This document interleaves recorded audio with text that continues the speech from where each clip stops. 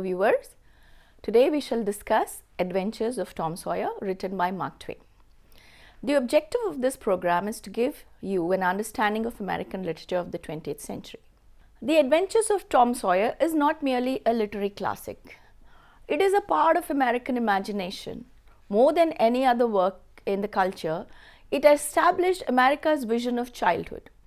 Mark Twain created two fictional boys, Tom Sawyer and Huck Finn, who still seem more real than most people we know. In a still puritanical nation, Twain reminded adults that children were not angels but fellow human beings and perhaps all the more lovable for their imperfections and bad grooming. Neither American literature nor America has been the same. Let me introduce you to the story. The Adventures of Tom Sawyer was written by Mark Twain, was first published in 1876. It's a children's adventure story. It is also, however, the story of a young boy's transition into a young man. In some ways, it is a novel whose principal subject is the moral, psychological, and intellectual development of a youthful main character.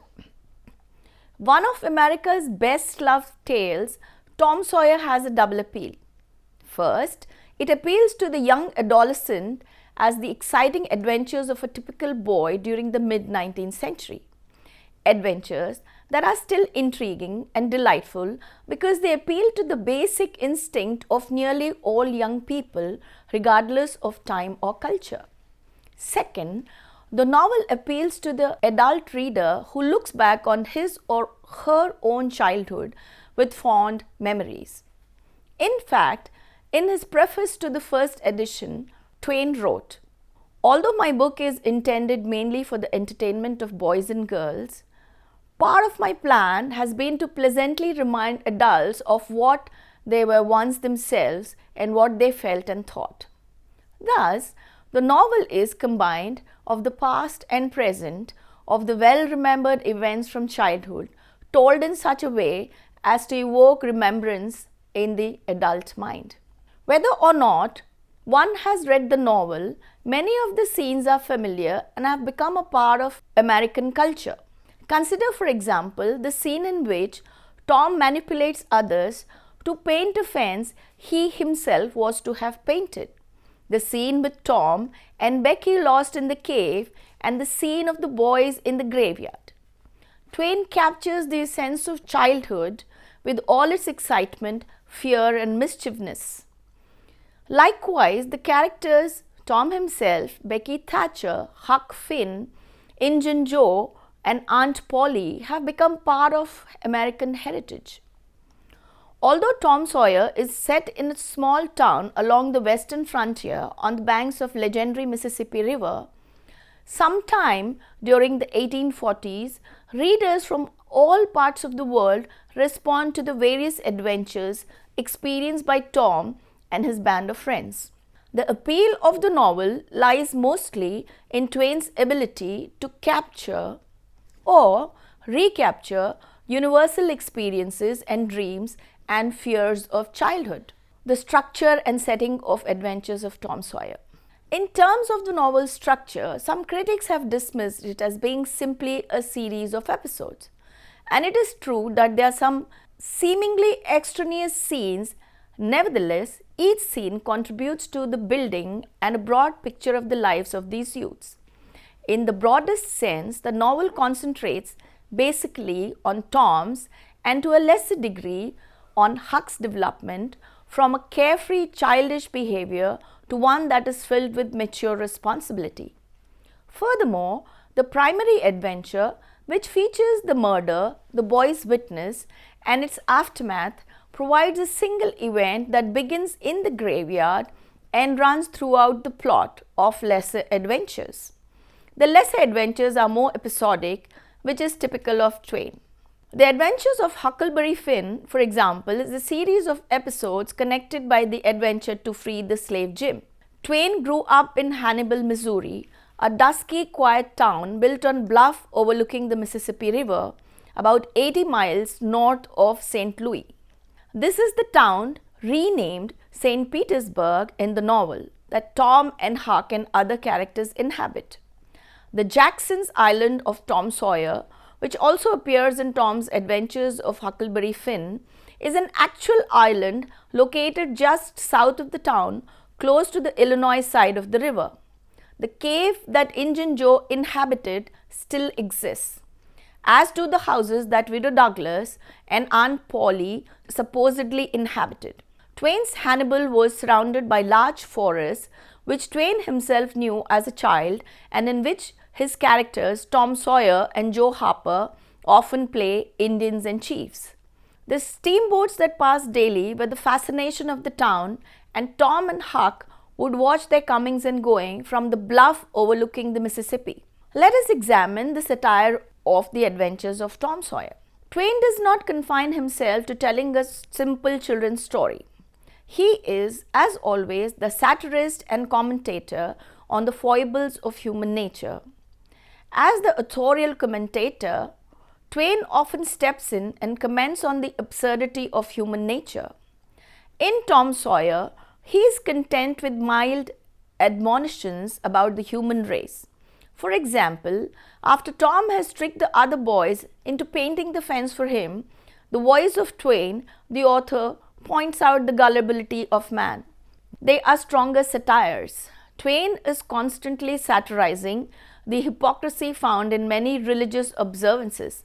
For example, in the Sunday school episodes, there are aspects of religion satirized, as Twain points out that one boy had memorized so many verses of the Bible so as to win prizes, more Bibles elegantly illustrated that the strain upon his mental faculties was too great and he was little better than an idiot from that day forward. The adult's reaction to Injun Joe and his malevolence is a typical Twain commentary on society.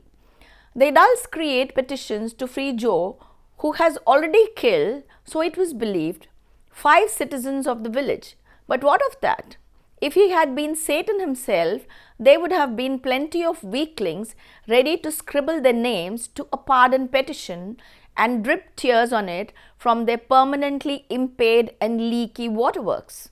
The maturation of a youth, Tom, into adulthood, conflicting with the disapproval of the adult behaviors that exist. It is this double vision that raises the novel above the level of a boy's adventure story. Let us discuss the characters, the most important characters of the novel. Tom Sawyer is the main character of the novel. Everything revolves around him, and except for a few brief chapters, he is present in every chapter. Aunt Polly, Tom's aunt and legal guardian, loves Tom dearly, but she does not know how to control him. Sidney, Tom's half-brother, who plays the role of the obedient boy, but who is, in reality, a sneak and a tattletale. Mary, Tom's cousin. She likes Tom very much but wants to change him and resorts to bribing him to be good. Becky Thatcher, the pretty new girl to whom Tom is attracted. When trapped in the cave, she proves to be resolute and worthy of Tom's affections. Huckleberry Finn, or Huck. The son of the town drunk, Huck has been the outcast from the society his entire life. The adults look upon him as a disgrace and a bad influence. The youngsters look at him with envy because he has complete freedom to do whatever he likes. Widow Douglas, the wealthiest person in the town, she is good, kind-hearted and generous. Because of her nature, Injun Joe's planned revenge, mutilating her, becomes that much more horrible. She is saved by the activities of Huck Finn and becomes his guardian. Injun Joe, he is the villain, the essence of evil in the novel. Muff Potter, the harmless old drunk who is framed for Dr. Robinson's murder, which was actually committed by Injun Joe. Joe Harper, Tom's closest friend and second in command in Tom's adventures. He is not as clever as Tom, nor is he the leader that Tom is. On Jackson Island, Joe is the first to want to return to the security of home. Judge Thatcher and Mrs. Thatcher are Becky's parents, who are highly esteemed members of the community. The judge uses his authority to seal up the opening to the cave to protect other youngsters, and in doing so, inadvertently seals up Injun Joe. Mr. Dobbins, the schoolmaster, is another important character. At the end of the school year, the entire school conspires to play a trick on him.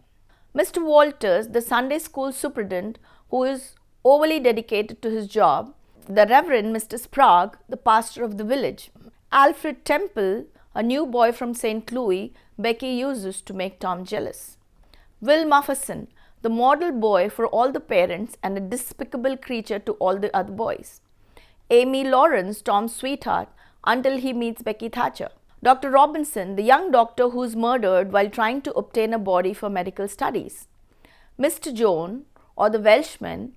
He and his sons are instrumental in saving the widow Douglas from the vicious Injun Joe. Let us analyze the characters in The Adventures of Tom Sawyer. As the title of the novel suggests, Tom Sawyer is the central character of the novel. Tom appears in almost every scene as the chief character. The one major exception occurs when Tom and Becky are lost in McDougal's cave and the focus of the novel switches to Huck Finn's search for Injun Joe. Central to Tom's character is his age. Twain deliberately did not specify his age. For many readers, Tom's age fluctuates from scene to scene. Most readers like to view Tom's age as approaching puberty, around 11 or 12 years old. If he were younger, he would not be interested in Becky Thatcher. His fondness for Becky, while still marked by his youth, turning somersaults and otherwise acting foolish to get her attention, passing love notes back and forth in school and so on, exhibits a caring and maturity that goes beyond only puppy love. Consider, for example, his protective attitude towards her when he took the blame and the punishment for her and how he cared for her in the cave episode. Tom's character is a dynamic one. That is, he moves from enjoyment in the most famous of boyhood games, playing Injuns and Chiefs, pretending to be Robin Hood and so on, to actions that require a high degree of moral integrity. Consider, for example, his highly moral decision to break the boyish oath he took and to reveal Injun Joe's guilt in murdering Dr. Robinson, an act that freed an innocent man and placed Tom himself in jeopardy. If we view Tom Sawyer simply as a boyhood adventure story, then we must assume that Twain viewed Tom erratically and used many episodes from his own youth at different times over a long period of time.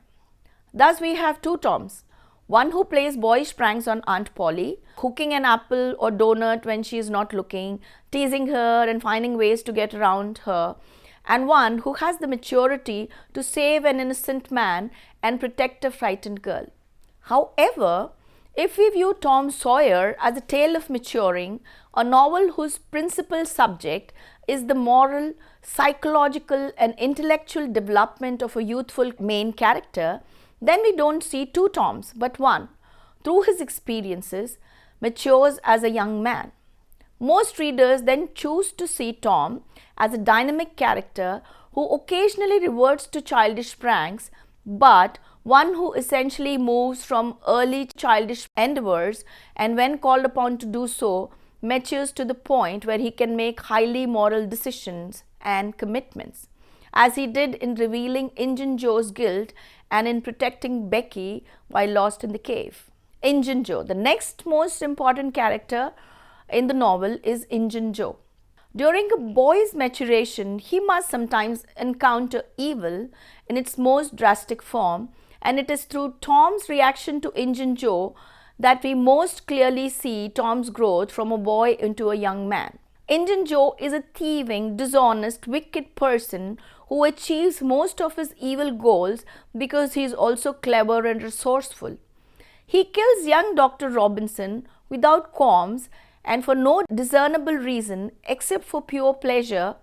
He frames old Muff Potter, and he is shrewd enough to make the townspeople believe his story is true.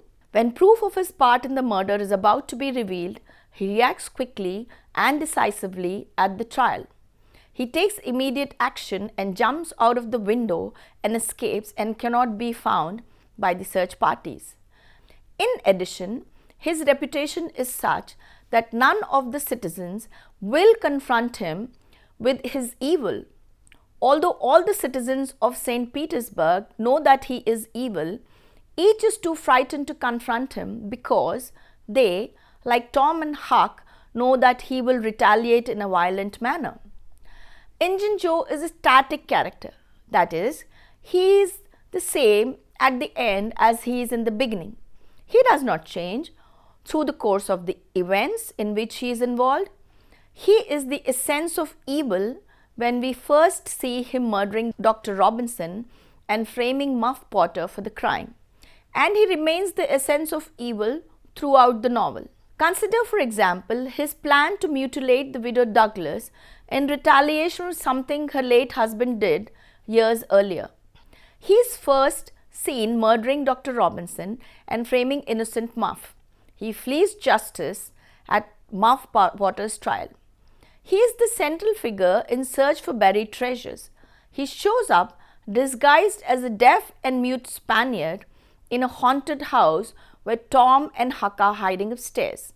Later, he displays his extreme cruelty as seen in his plans to revenge himself on widow Douglas.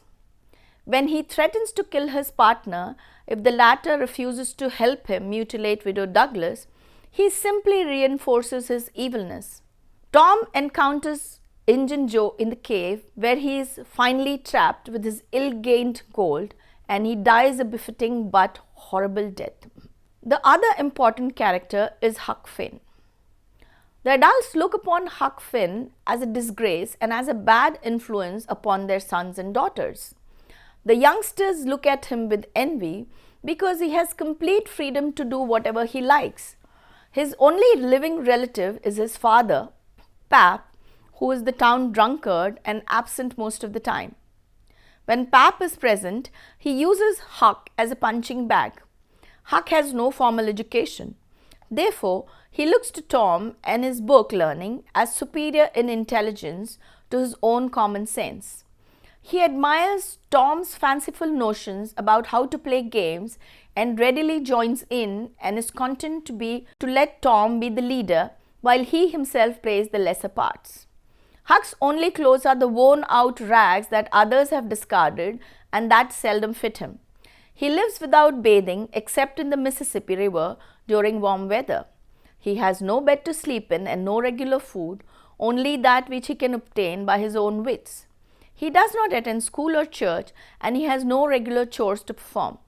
Because he is completely free to do anything he likes, boys admire him and all the boys enjoy his company. Although Tom is the central or most dynamic character in the novel, the one who changes the most, we should not dismiss the change that occurs in Huck Finn. Huck is an outcast and he conducts himself as an outcast until Mr. Jones, the Welshman, invites and welcomes Huck into his home. Huck has never been invited into anyone's home. He is realistic, knowing that he does not belong. Because he exists on the periphery of society, Huck's character acts as a sort of moral commentator on society, a role he resumes in Twain's great American masterpiece, Adventures of Huckleberry Finn. Nevertheless, when the outward layers and superficial forms of society are stripped away, the reader sees another dimension of Huck's character revealed. Near the end of the novel, he proves his nobility when he risks his own life to protect the widow Douglas, and unlike the typical boy, he does not want praise or recognition. Nevertheless, Huck is very uncomfortable, living in a decent house, sleeping in a good bed, wearing decent clothes and shoes, eating good food, and not being allowed to curse, swear, or smoke. Huck is centrally located in Muff Potter's story, The Jackson Islands Adventure, and the story of Injun Joe and the treasure. And it is he who stops Injun Joe from mutilating widow Douglas. These final actions win the admiration of the community that had earlier spurned him. The other important character in the novel is Becky Thatcher. Becky is not a well-developed character. Instead, she is the symbol of the beautiful, unapproachable girl, a lovely little blue-eyed creature with yellow hair plaited into two long tails, white summer frock and embroidered pantalettes. Her striking looks capture Tom immediately. Yet, even though she is not a fully developed character, her influence on Tom Sawyer is immense, and it is this outward effect on Tom that is important. Tom's attraction to Becky is one of the charms of the novel. It is the typical case of puppy love and infatuation. It exposes the more mature side of Tom's character. Becky is very pretty, proud and jealous, and she seems to appreciate Tom's devotion only after he allows himself to be punished in her stead. When she and Tom are lost in the cave, however, we see that she is not strictly a static character. That is, one who never changes. To the contrary, Becky is indeed worthy of the affection that Tom showers on her. Although fearful of death in the cave, she fully trusts Tom and does not blame him for their terrible predicament. She actually shows more courage and stamina than the reader would have expected under the circumstances when she faces death with bravery. When the novel opens, Tom is engaged in and often the organizer of childhood pranks and make-believe games.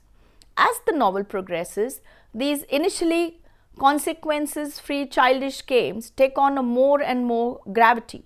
Tom leads himself, Joe Harper, Huck, in the cave, Becky Thatcher into increasingly dangerous situations. He also finds himself in predicaments in which he must put his concern for others above his concern for himself, such as when he takes Becky's punishment and when he testifies at Injun Joe's trial.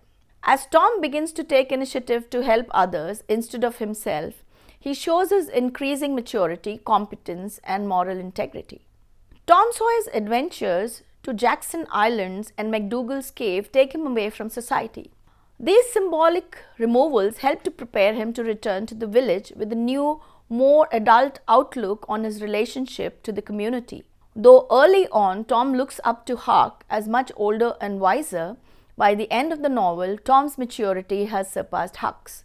Tom's personal growth is evident in his insistence, in the face of Huck's desire to flee all social constraint, that Huck stay with the widow Douglas and become civilized. Mark Twain discusses the society's hypocrisy in this novel to great extent.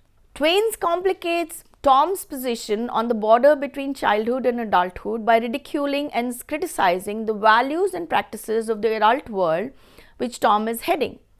Twain's harshest satire exposes the hypocrisy and often the essential childishness of social institutions such as school, church, and the law, as well as public opinion. He also mocks individuals, although when doing so, he tends to be less biting and focuses on flaws of character that we understand to be universal. Twain shows that social authority does not always operate on wise, sound, or consistent principles, and the institutions fall prey to the same kinds of mistakes that individuals do. In his depiction of families, Twain shows parental authority and constraint balanced by parental love and indulgence.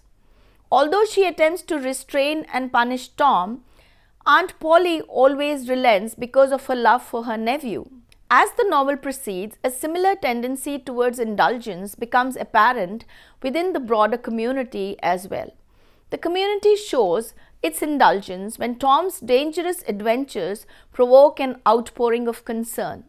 The community is perfectly ready to forgive Tom's wrong if it can be sure of his safety.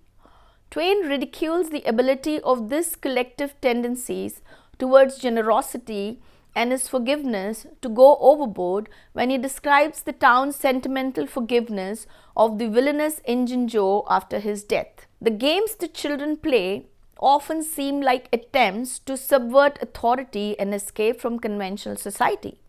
Skipping school, sneaking out at night, playing tricks on the teacher, and running away for days at a time are all ways of breaking the rules and defying authority. Yet, Twain shows us that these games can be more conventional than they seem. Tom is highly concerned about conforming to the codes of behavior that he has learned from reading, and he outlines various criteria that define a pirate, a Robin Hood, or a circus clown.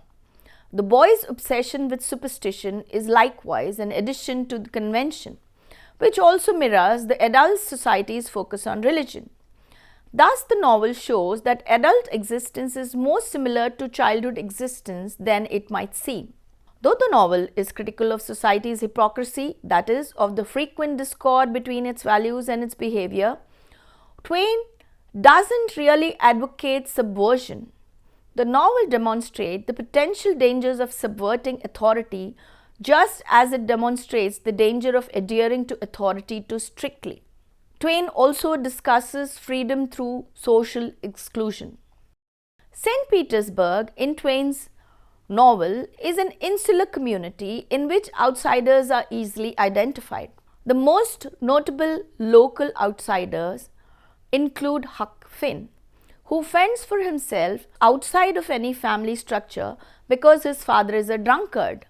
Muff Potter, also a drunk, and Injun Joe, a malevolent half-breed. Despite the community's clear separation of outsiders from insiders, however, it seems to have a strong impulse towards inclusiveness. The community tolerates the drunkenness of a harmless rascal like Muff Potter, and Huck is more or less protected even though he exists on the fringes of society. Tom, too, is an orphan who has been taken in by Aunt Polly out of love and filial responsibility. Injun Joe is the only resident of St. Petersburg who is completely excluded from the community. Only after Injun Joe's death are the townspeople able to transform him, through the manipulations of his memory, into a tolerable part of St. Petersburg society. Huck Finn's exclusion means that many of the other children are not allowed to play with him. He receives no structured education and often does not even have enough to eat or a place to sleep. Twain minimizes these concerns, however, in favor of presenting the freedom that Huck's low social status affords him. Huck can smoke and sleep outside and do all the things that other boys dream of doing with very little constraint.